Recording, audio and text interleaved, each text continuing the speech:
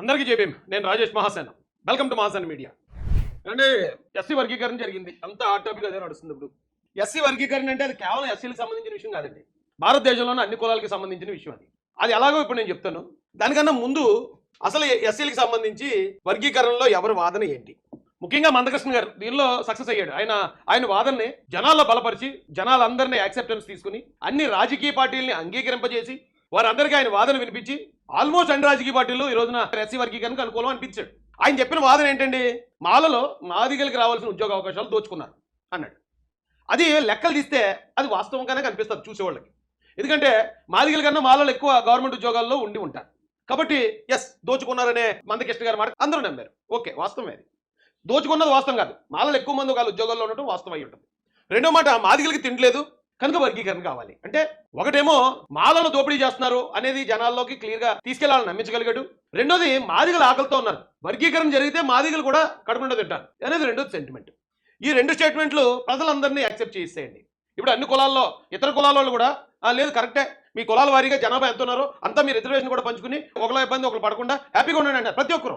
దాన్ని నేను కూడా యాక్సెప్ట్ చేస్తాను. సుప్రీంకోర్టు న్యాయమూర్తులు కూడా అదే అన్నారు, ఎస్ వర్గీకరణ జరగాల్సిందే, వీళ్ళ మధ్యలో విభేదాలు ఉన్నాయి, ఎస్సీలు అందరూ ఒకటే జాతి కాదు, వీళ్ళు ఒక కులానికి ఇంకో కులానికి పెళ్లిలు కూడా చేసుకోరు, ఒకరి మీద ఇంకొకరు ఎస్సీల్లోనే అంటచబిలిటీ కూడా చూపించే పరిస్థితి ఉంది కాబట్టి వర్గీకరణ చేయొచ్చు అని వారు కూడా ఇచ్చారు. ఓకే, అది కూడా యాక్సెప్ట్ చేస్తున్నానండి.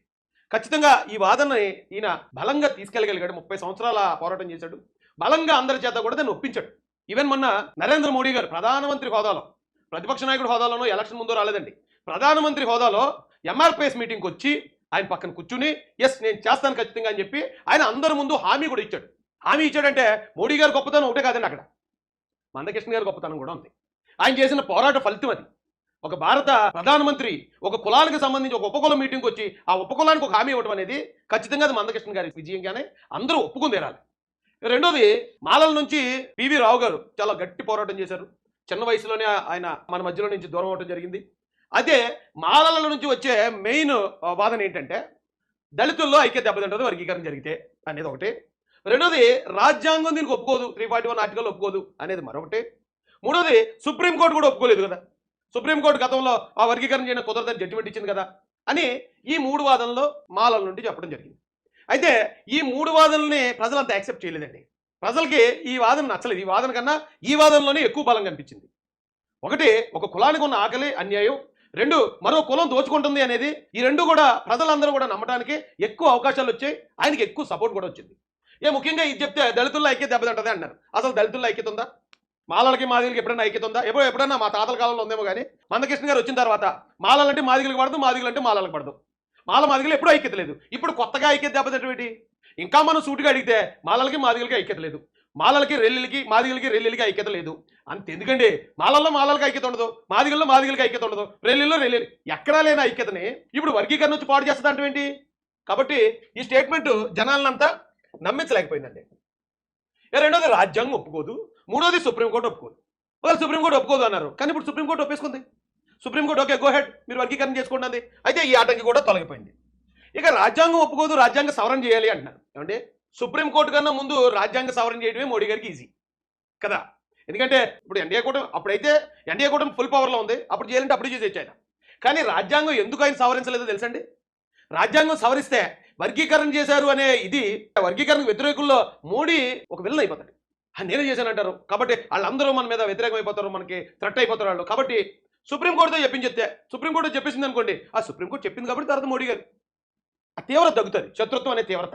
కానీ ఎప్పుడైతే మందకృష్ణ గారి మీటింగ్ మోడీ గారు వచ్చారో, మోడీ గారు వచ్చిన తర్వాతే సుప్రీంకోర్టు తీర్పు అనుకూలంగా వచ్చిందో, ఇదంతా మోడీ గారు చేయించారని తెలియనుడు ఎవడున్నాడు? మాదిగలందరికీ తెలుసు క్లియర్గా, ఎస్ మోడీ చేశాడు, మోడీ వల్లే మాకు ఈ వర్గీకరణ జరుగుతుందనే ఆ విశ్వాసం మాదిగలందరూ ఎలాగో చూపిస్తారు. కానీ వర్గీకరణ వ్యతిరేకులు మాత్రం ఇది మోడీ చేయలేదు, సుప్రీంకోర్టు కదా ఇచ్చింది అని అనుకోవాలని ఫస్ట్ సుప్రీంకోర్టు నుంచి ఇచ్చారు. ఇక ఆర్టికల్ 341 అనేది మరి అది సవరణ చేసే అవకాశం ఉన్న ఆర్టికలా, లేకపోతే సవరణ చేయాలంటే ప్రాథమిక హక్కులు సవరణ చేసినట్టు 1/3 50% అసెంబ్లీలు అలా ఉండాలా అనే దాని గురించి నాకు పూర్తిగా తెలియదు. కానీ సవరణ చేసే అవకాశం కనుక మోడీ చేతిలో ఉంటే ఇది కూడా చాలా సింపుల్గా డడ్డీజీగా చేస్తాడండి, అయిపోయింది. కాబట్టి మాలలు చెప్తున్న ఈ 3 కారణాలు ఏవైతే ఉన్నాయో ఇవి పేలవమైన కారణాలు అయిపోయి, అంత బలమైన కారణాలుగా ప్రజలకే కాదు ఏ రాజకీయ పార్టీకి కూడా కనిపించలేదు. కానీ మందకృష్ణ గారు చెప్పిన ఈ కారణాలు మాత్రం చాలా బలంగా నాటుకున్నాయి జనాల మధ్య.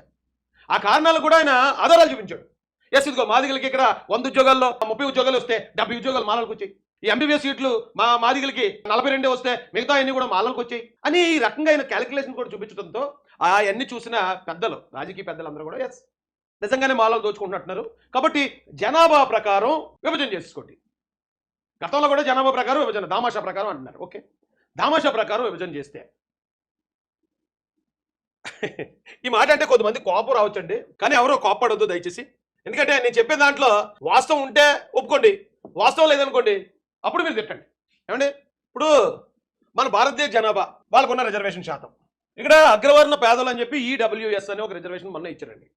10% రిజర్వేషన్, అది 10% ఇచ్చారంటే అగ్రవర్ణ పేదలు వాళ్ళు గట్టిగా ఉంటే భారతదేశ జనాభాలో 5% ఉన్నారు. 5% ఉన్న అగ్రవర్ణ పేదలకి 10% రిజర్వేషన్ ఇవ్వబడింది. దాన్ని నేనేమి వ్యతిరేకించట్లే, దాన్ని నేనేమి అపేక్షించట్లేదు, ఏం చేయట్లే. ఓకే, పేదలు ఉంటే ఎక్కడున్నా భారతదేశంలో ఎవడు బాగుపడినా బాగుపడినట్టే, దేశం బాగుపడుతుందనే కోరుకుంటాను నేను. తర్వాత ఎస్సీలు ఇక్కడ 20% ఉన్నారండి దేశంలో. 25% ఎస్సీలు ఉంటే వాళ్ళకి ఇచ్చిన రిజర్వేషన్ శాతం 15% ఇచ్చారు. ఇప్పుడు అది వర్గీకరణ జరగబోతుంది, వర్గీకరణ జరగబోతుంది. అంటే ఎస్సీల్లో ఉన్న జనాలందరూ దామాషా ప్రకారం ఈ రిజర్వేషన్లు పంచుకోండి అని సుప్రీంకోర్టు చెప్పేసింది. ఇక బీసీలు 50% మంది ఉన్నారు, 50, వాళ్ళకున్న రిజర్వేషన్ శాతం 27.5%. ఇది ఆల్రెడీ వర్గీకరణ అయిపోయింది. ఇప్పుడు ఎస్టీలు 10% ఉన్నారు, 110 మంది, వాళ్ళకి 7.5, వీళ్ళతో కూడా వర్గీకరణ జరగబోతుంది. ఎందుకంటే వీళ్ళు కూడా చేయాలని చెప్పి సుప్రీంకోర్టు వారు చెప్పారు. ఓకే, ఇక అగ్రవర్ణాలు, ఇప్పుడు అగ్రవర్ణాల్లో పేదలు 5% ఉంటే అగ్రవర్ణాలు అనబడుతున్న వాళ్ళు 10%, టోటల్ అగ్రవర్ణాలు 15% ఉన్నారు భారతదేశంలో. ఈ అగ్రవర్ణాలు 10%కి ప్రత్యేకంగా రిజర్వేషన్ లేదు, కానీ ఓపెన్ కేటగిరీ అని చెప్పి 40% ఉద్యోగాలు ఉన్నాయి. ఏంటండి, 40%. వీళ్ళకంటూ ప్రత్యేకంగా అగ్రవర్ణాల్లో ఉన్న వాళ్ళకి ప్రత్యేకంగా శాతం అంటూ కేటాయించబడలేదు. ఇప్పుడు దామాషా ప్రకారం ఎస్సీల్లో మాలలో ఎంత పర్సెంట్ ఉంటే ఎంత తీసుకోండి, మాదిగలు ఎంత ఉంటే ఎంత తీసుకోండి, రెల్లీలు ఎంత ఉంటే తీసుకోండి అంటున్నారు కదా. దాని బదులు మొత్తం ఈ 100 ఉద్యోగాలు ఏవైతే ఉన్నాయో అవి మొత్తం కులాల వారీగా దామాషా ప్రకారం పనిచేస్తే అందరికీ మేలు జరుగుతుంది కదండి. ఒకసారి ఆలోచించి చూడండి.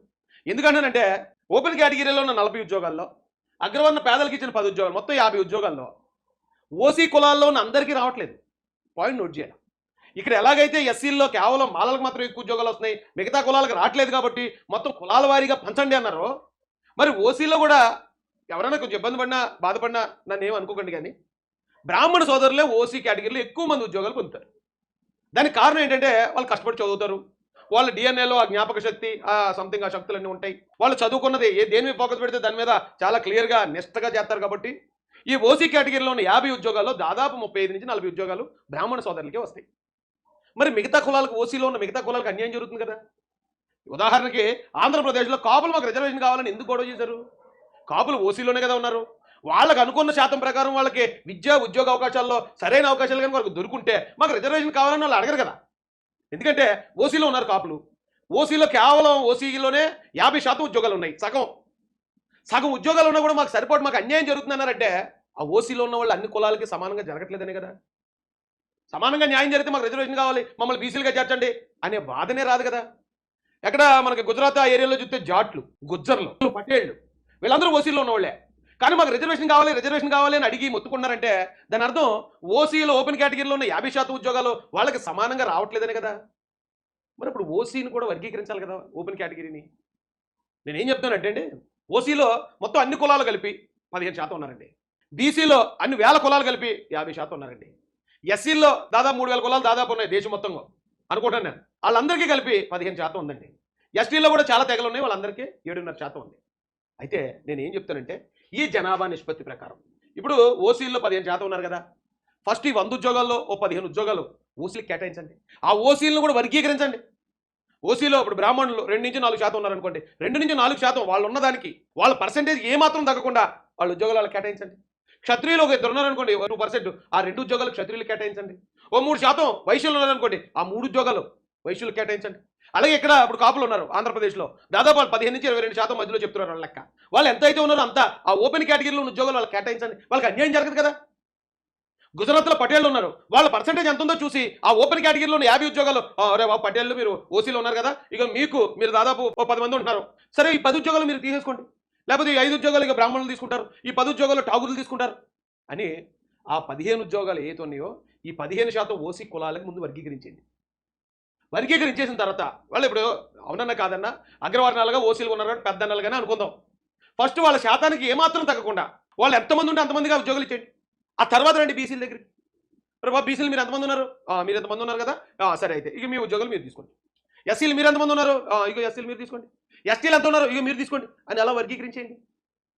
ఎందుకు వర్గీకరించమంటానంటే అండి, ఇప్పుడు ఎస్సీలో చాలామంది సమర్థిస్తున్నారు కదా, ఎస్సీలో మాలలో శాతం తక్కువ ఉంది కాబట్టి వాళ్ళు ఎక్కువ ఉద్యోగాలు పొందేస్తున్నారు కాబట్టి వాళ్ళు వర్గీకరించి వాళ్ళ శాతాన్ని తగ్గట్టు ఇవ్వండి అన్నప్పుడు, మరి ఇదే ఓపెన్ కేటగిరీలో 50 ఉద్యోగాలు, ఇక్కడైతే 15 ఉద్యోగాలే, అక్కడైతే ఓపెన్ కేటగిరీ 50 ఉద్యోగాలు, 50 ఉద్యోగాల్లో మెజారిటీ శాతం మరి ఒక కులస్తులే పొందేస్తున్నారు కదా, మరి దాన్ని ఎందుకు వర్గీకరించారండి?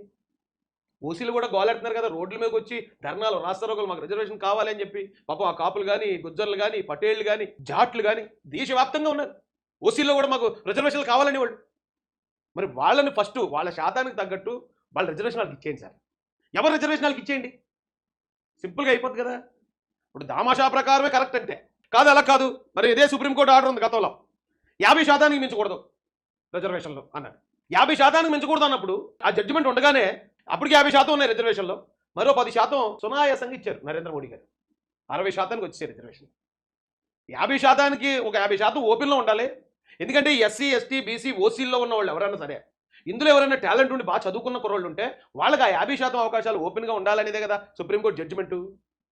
మరి అప్పుడు సుప్రీంకోర్టు ఇచ్చిన ఆ జడ్జిమెంట్ కరెక్ట్ అయినప్పుడు ఇప్పుడు ఒకవేళ వర్గీకరణ, ఎస్సీ వర్గీకరణ చేయాలనుకుంటే ఏమంటారండి, ఎక్కడున్న 15%లో ఒక 7% మాదిగలకి, ఒక 6% మాలలకి, 1% రెల్లికి, 1% ఆదియాంధ్రకి మొత్తం పనిచేస్తున్నారు.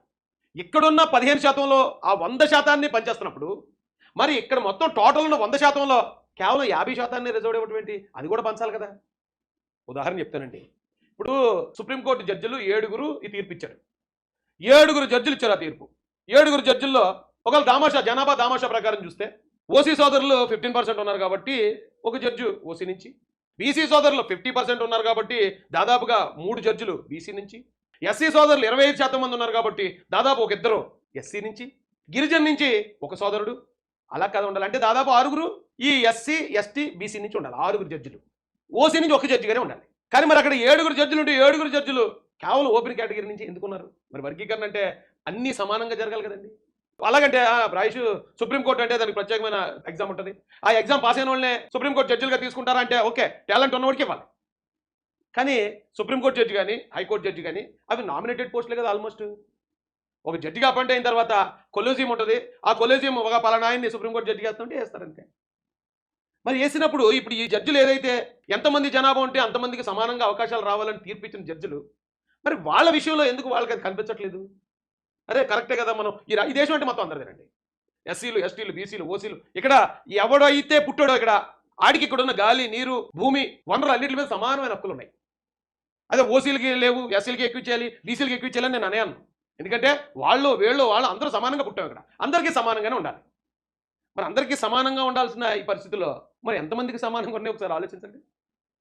పార్లమెంట్లో, అసెంబ్లీల్లో, నామినేటెడ్ పదవుల్లో, ఎన్ని పదవుల్లో నిజంగా దామాషా ప్రకారం బీసీలు ఎంతమంది ఉన్నారు కాబట్టి ఎంతమంది ఎమ్మెల్యేలు మీరు ఉండండి, ఫలానా కులం నుంచి ఎంతమంది ఉన్నారు కాబట్టి ఎంతమంది ఎమ్మెల్యేలు, ఎంతమంది ఎంపీలు మీరు ఉండండి, ఈ నామినేటెడ్ పోస్టుల్లో మీరు ఉండండి, జడ్జిలుగా మీ పర్సెంటేజ్ ప్రకారం మీరు ఉండండి. ఇగో భూములు గవర్నమెంట్ నుంచి చేతిలో ఇన్ని భూములు ఉన్నాయి, ఇగో మీ పర్సెంటేజ్ ప్రకారం ఇన్ని భూములు మీ కులం దగ్గర, ఇన్ని భూములు మీ కులానికి ఉన్నాయండి.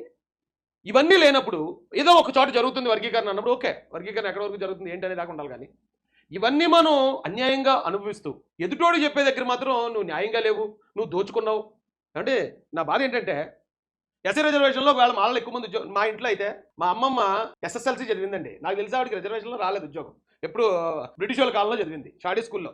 ఆవిడ ఒక్కరిది ఉంది ఎంప్లాయీ. తర్వాత మేము ఎవరో రిజర్వేషన్ వాడుకోలేదు, మాకు ఎవరికి ఉద్యోగాలు లేవు. మా నాన్న వ్యవసాయం, మా తాత వ్యవసాయం, మా అమ్మ హౌస్ వైఫ్, నేను ఓకే మీ అందరికీ తెలుసు. మా చెల్లి కానీ మా తమ్ముడు కానీ వాళ్ళు ఏం గవర్నమెంట్ ఉద్యోగాలు రాలేదు. సో మా తాత దగ్గర నుంచి ఇప్పుడు దాకా మేమేమి రిజర్వేషన్ వాడుకోలేదు. అయినా నేను రిజర్వేషన్ కోసం ఎందుకు ఒకవేళ మాలలకు ఎక్కువ మంది ఉన్నాయి అనుకుందామండి, ఎక్కువ ఉద్యోగాలు వస్తే అది దోచుకున్నారు, అది దోపిడీ అనే కొద్దిమంది పెద్దలు. మరి ఓసీ కేటగిరీలో ఉన్న 50 ఉద్యోగాల్లో మెజారిటీ శాతం బ్రాహ్మణ సోదరులు ఉన్నప్పుడు వాళ్ళు టాలెంట్ తోడు వచ్చారు, వాళ్ళు ఎక్కువ మెరిట్ తోడు వచ్చారు అని ఎలా అంటున్నారు? అయితే 2 దోపిడీలు, మాలలు చేసింది బ్రాహ్మణులు చేసింది 2 దోపిడీ అవ్వాలి. లేదా వాళ్ళది టాలెంట్ అయినప్పుడు మరి మాలలది కూడా టాలెంట్ అయి ఉండాలి కదా. ఎందుకంటే ఒక్కొక్క కులానికి ఒక్కొక్క రూల్ మారిపోతుంది. ఇక్కడ మీరు వర్గీకరించండి, వర్గీకరణ వ్యతిరేకం కాదు, కానీ వర్గీకరించేది 100 ఉద్యోగాలు ఉంటే కేవలం ముందు 50 ఉద్యోగాలని బీసీలకి వర్గీకరించారు. ఇప్పుడున్న 15 ఉద్యోగాలని ఇప్పుడు వర్గీకరిస్తారంటారు. అలా కదండి. ఫస్ట్ 100 ఉద్యోగాలు వర్గీకరించండి. ఫస్ట్ ఏదైతే ఓపెన్ కేటగిరీ సోదరులు ఓసీలు ఉన్నారో వాళ్ళ కులాల వారీగా వాళ్ళు ఎంత ఉంటే అంత ఆ ఉద్యోగాలు ఇచ్చేయండి. మిగతా ఉద్యోగాలు ఏమైతే ఉన్నాయో ఈ నిమ్న కులాలకు పనిచేసి అప్పుడు ఇంక రిజర్వేషన్ అవసరం ఉండదండి. ఏ రిజర్వేషన్ ఎందుకు? ఇప్పుడు ఎస్సీ ఓడికి రిజర్వేషన్ ఇచ్చారు, బీసీ వాళ్ళకి రిజర్వేషన్ ఇచ్చారు, కొంతమంది ఆ ఓసీ సోదరుల బాధ కూడా ఉండదు. వద్దే వద్దు రిజర్వేషన్. ఎవరు దామాషా ప్రకారం వాళ్ళ ఉద్యోగాలు వాళ్ళకి కేటాయించేస్తే ఈ రిజర్వేషన్తో పనే ఉందండి. ఇలాంటి కొంతమంది అంటున్నారు. మొన్న నేను అన్నప్పుడు రాయిషు ఇక్కడ కాదన్నావు, ఇది అది రేస్ అన్నావు కదా, మరి రేస్ అయితే రండి ఓసీలతో కూడా కలిపి మీరు పరిగెట్టండి అయితే అన్నారు. ఓకే, పరిగెట్టడానికి రెడీ అండి. ఓసీలు అంటే నాకు ఒకప్పుడు నేను వాళ్ళని విమర్శించి ఉండొచ్చు, వాళ్ళని అపార్థం చేసుకుని ఉండొచ్చు, కానీ అందులో ఎంతో హుందా కలిగిన వ్యక్తుల్ని, ఎంతో ఉన్నతమైన మనస్తత్వం కలిగిన వ్యక్తుల్ని చూశాను కాబట్టి నాకు వాళ్ళ మీద వ్యతిరేకత అంచెలంచెలుగా తగ్గిపోయింది. అయితే ఒక పోటీ పెట్టాలనుకోండి.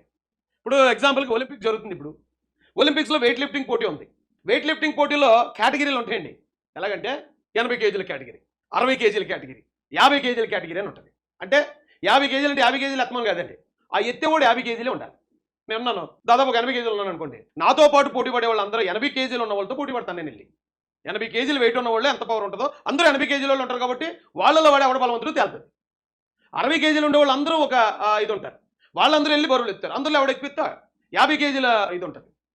అంతేగాని 80 కేజీలు ఉన్నవాడు 40 కేజీలు వెయిట్ ఉన్నవాడితో పోటీ పడితే ఎవడికి వెళ్తాడు? ఆటోమేటిక్గా 80 కేజీలోడికి వెళ్తాడు. పోటీ ఎప్పుడు కూడా ఇలా ఉండకూడదు.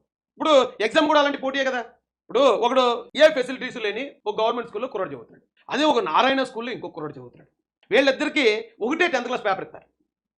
ఆడేమో ఉదయం 8:30 నుంచి రాత్రి 9:30 దాకా మంచి ఏసీ రూముల్లో మంచి ఫుడ్ తింటూ మంచి డిజిటల్ ప్లాట్ఫామ్ల మీద ఆడే ల్యాప్టాప్లు ఉంటాయి, ఎప్పుడు ఇన్ఫర్మేషన్ ఉంటుంది, మంచి మంచి ఇన్స్ట్రక్టర్లు ఉంటారు, వాళ్ళందరూ ఫీడిస్తూ ఉంటారు ఆయనకి. ఇది నారాయణ స్కూల్లో చదివే పిల్లడికి. ఈ కుర్రాడేమో గవర్నమెంట్ స్కూల్లో చదువుతూ ఉంటాడు. వీడు ఉదయం 10 గంటలకు వెళ్తాడు. వెళ్ళిన తర్వాత అక్కడ టీచర్లు, ఇప్పుడు గవర్నమెంట్ టీచర్ల బాధలో వర్ణనాతీతం. వాళ్ళు ఏమైనా కొడితే బాధ, తిడితే బాధ, కేసులు ఇవన్నీ అయిపోతున్నాయి కాబట్టి వాళ్ళు పట్టించుకోవట్లేదు పిల్లల్ని పట్టించుకున్నప్పుడు వాడు ఆడుతా పాడుతూ ఉంటాడు. అక్కడ ఆడుతూ ఈడుతాడు, ఆయన గిల్లి ఈయనకిచ్చి అలా ఇలాగ ఆడు 10వ తరగతి కంప్లీట్ చేసుకుంటాడు. ఆ నారాయణ స్కూల్లో నుంచి అంతా స్ట్రిక్ట్గా వెల్ ట్రైన్డ్గా వచ్చిన కుర్రోడికి అదే పేపర్, ఈ గవర్నమెంట్ స్కూల్ నుంచి ఆడుతా పాడుతూ వెళ్ళినోడికి అదే పేపర్. మరి అదేం పోటీ? అప్పుడు పోటీ ఎలా పెట్టాలండి? ఇప్పుడు ఒలింపిక్స్లో జరుగుతున్నట్టే 80 కేజీల వాళ్ళందరికీ ఒకటే, అంటే గవర్నమెంట్ స్కూల్ వాళ్ళందరికీ ఒక పేపరు, ఈ ప్రైవేట్ స్కూల్స్లో మళ్ళీ దాన్ని కూడా కేటగరైజేషన్ చేసి వాళ్ళకు ఒక పేపరు, కార్పొరేట్ స్కూళ్ళకి ఒక పేపరు అలాగిస్తే వాళ్ళలో వాళ్ళ పోటీ, అందరూ సమానులు పోటీ పడతారు కాబట్టి అప్పుడు ఎవడ పోటీ కూడా అనేది తెలుస్తుంది. లేదా గతంలో మన భారతీయ సంస్కృతి సంప్రదాయాల ప్రకారం గురుకులాలు ఉండేవి. గురుకులాలు అంటే కుర్రోని పంపించేస్తారు, చిన్నప్పుడు పంపించేస్తారండి. ఆడు ఎప్పుడో పెద్దోడు అయ్యేగాడు పోలికలన్నీ మారిపోయి వచ్చేవాడు. అలాగా ఇప్పుడు కూడా ఈ భారతదేశంలో ఉన్న పిల్లలందరినీ గవర్నమెంటే టేకప్ చేసి అందరికీ ఒకే రకమైన ఆహారం ఇచ్చి, ఒకే రకమైన వసతులు కల్పించి, ఒకే రకమైన చదువు చెప్పిస్తే రిజర్వేషన్ అవసరం లేదండి. అవసరమే లేదు రిజర్వేషన్. పోటీ పడతారు. అప్పుడు ఎవడు గెలుస్తాడు, ఎవడో సాధిస్తాడు అనేది వాళ్ళ సామర్థ్యాన్ని బట్టి, వాళ్ళ పట్ల కష్టాన్ని బట్టి ఉంటుంది. అంతేగాని ఎక్కడేమి ఇన్ని అంతరాలు పెట్టుకుని చదువులో అబ్బాయి రిజర్వేషన్ ఉండకూడదు, అందరూ ఒకే పేపర్ మీద పోటీ పడాలంటే ఎలా సార్? ఒకసారి ఆలోచించండి, పెద్దలు ఆలోచించండి. ఎందుకంటే ఒకవేళ ఎదుటోడి మీద చూపించేటప్పుడు 4,000 మనం చూపిస్తాయి. అది కూడా ఒక్కసారి గమనించాలి. ఇక్కడ ఏది దామాషా ప్రకారం, జనాభా ప్రకారం ఏది జరగట్లే. ఎస్సీ రిజర్వేషన్లో ఒకవేళ నిజంగానే అన్యాయం జరిగింది కొన్ని వర్గాల కంటే, దాన్ని నేను యాక్సెప్ట్ చేస్తాను. ఖచ్చితంగా అందరికీ సమానమైన అవకాశాలు కల్పించాల్సిందే. అక్కడ దామాషా ప్రకారం తీయాలంటే 100% ఉద్యోగాల్ని దామాషా ప్రకారం పనిచేయాలి. లేదా ఇప్పుడు ఎస్సీ రిజర్వేషన్లో 15% ఉద్యోగాలు ఉన్నాయండి, అందులో 50%ని వర్గీకరించి ఓ 50% ఎస్సీలో జనరల్ ఉంచాలి, ఎస్సీలో ఓపెన్. బీసీలో 27% ఉద్యోగాలు ఉన్నాయి, అందులో బీసీలో ఏబీసీడీలు కదా, ఒక్కొక్క వర్గానికి 4 ఉద్యోగాలు రిజర్వ్ చేసేసి మిగతా 10 ఉద్యోగాలు 15 ఉద్యోగాలు ఎన్నైతున్నాయి అవి ఓపెన్లో ఉండాలి. అప్పుడు ఏం జరుగుతుందంటే ఎస్సీలో చదువుకున్న కుర్రాడు మెరిట్ సాధించేవాడు ఏమైనా ఉంటే ఓపెన్లో తెచ్చుకుంటాడు, లేదా ఎస్సీ జనరల్లో తెచ్చుకుంటాడు, అది కూడా లేదా ఎస్సీ ఉపకులానికి ఇచ్చిన ఆ రిజర్వేషన్లో తెచ్చుకుంటాడు. 3 అవకాశాలు ఉంటాయి. లేదు అలా కుదరదు, దామాషా ప్రకారం ఉన్నాయి అందరికీ పంచాలంటారు కదా, అప్పుడు 100 పంచాలి. 100 ఉద్యోగాలని అందరికీ, అదే కదండి న్యాయం. ఇలా మాట్లాడితే రాయేషు ఆ వర్గానికి వ్యతిరేకంగా మాట్లాడాడు, ఈ వర్గానికి వ్యతిరేకంగా దాన్ని అంటలేదండి. నేను ఎవరిని వ్యతిరేకించట్లే, ఏ కులాన్ని ఏ మతాన్ని నేనేం తప్పు పట్టట్లే. ఎందుకంటే అన్ని కులాల్లో మంచోళ్ళు ఉన్నారు, చెడ్డోళ్ళు ఉన్నారు, అన్ని మతాల్లో మంచోళ్ళు ఉన్నారు, చెడ్డ అందరినీ చూశాను కాబట్టి ఇది మాత్రం న్యాయం. ఎస్సీ వర్గీకరణ ఇలా జరిగితే బాగుంటుందేమో చూడండి ఒకవేళ. అయితే 100 ఉద్యోగాలు ఏమైతే ఉన్నాయో ఈ 100 ఉద్యోగాలను కూడా 15 ఉద్యోగాలు అగ్రవర్ణాలకి, అంటే వాళ్ళు అంతమంది ఉన్నారు కాబట్టి అన్ని ఉద్యోగాలు వాళ్ళకి ఇచ్చేయండి. దీనిలో 50 ఉద్యోగాలు బీసీలకి, వాళ్ళు అంతమంది ఉన్నారు ఇచ్చేయండి. దీనిలో 25 ఎస్సీలకి, వాళ్ళ జనాభాను బట్టి వాళ్ళకి ఇచ్చేయండి. 10 ఎస్టీలు, అంటే అంటే మైనారిటీలు కూడా ఇందులో ఎక్కడో చోటుకు వచ్చేస్తారండి. క్రిస్టియన్స్ అయితే బీసీసీలోకి వచ్చేస్తారు, అలాగే ముస్లిమ్స్ కొంతమంది బీసీలో ఉన్నారు, కొంతమంది ఓసీలో ఉన్నారు. మొత్తం కలిపి ఇదే జనాభా. ఇప్పుడు మనం దామాషా ప్రకారం వర్గీకరించాలంటే ఇలా ఇచ్చేయాలి. ఇలా ఇచ్చితే ఏ జనం ఎంత ఉందో ఆ అవకాశాలు అంతా వాళ్ళకి చేరిపోతాయి. ఎవ్వరికి అన్యాయం జరిగినట్టు ఉండదు. ఇలా కాదు, మెరిట్ స్టూడెంట్ల కోసం మనం ఒక 50% ఉంచాలి. ఏ కులం నుంచి బాగా చదువుకున్నాడన్నా ఆడికి అవకాశం ఉండాలి. అక్కడ అవ్వకపోతేనే అప్పుడు వీళ్ళు రిజర్వ్లో వెళ్ళాలి, రిజర్వ్లో వాళ్ళకి అవకాశం కల్పించాలి అనేది గతంలో ఇచ్చిన సుప్రీంకోర్టు ఆర్డర్. ఒకవేళ దాన్ని మనం పాటించాలి అనుకుంటే కనుక ఇక్కడ ఎస్సీ వర్గీకరణ కూడా ఏం చేయాలంటే అండి, ఎస్సీల్లో 15% ఉన్నారు కదా, 15% ఉద్యోగాలు ఉన్నాయి.